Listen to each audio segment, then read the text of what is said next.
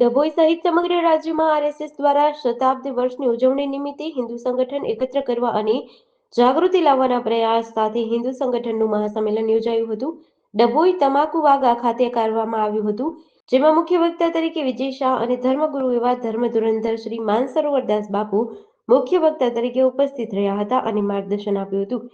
સમગ્ર વાતાવરણમાં જાગશે હિન્દુ જાગશે વિશ્વના સૂત્ર સાથે ગુંજી ઉઠ્યું હતું. હિન્દુ જાગૃતિ અંગે માર્ગદર્શન આપવામાં આવ્યું. આ પ્રસંગે આરએસએસના આગેવાનો તેમજ હિન્દુ યુવકો અને મહિલાઓ મોટી સંખ્યામાં હાજર રહ્યા હતા.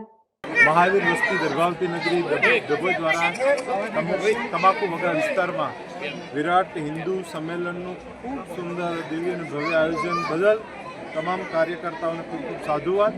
મોટી સંખ્યામાં ઉપસ્થિત માતાઓ, બહેનો, દીકરીઓ, યુવાનો, વડીલો બધાએ ખૂબ સરસ સનાતન ધર્મની વિચારસરણીની આપલે કરી. ખૂબ આનંદ થયો.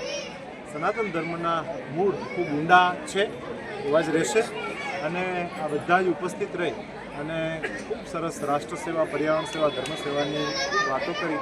મારી સાથે વિદ્વાન વક્તા એવા વિજયભાઈ શાહ ઉપસ્થિત રહ્યા.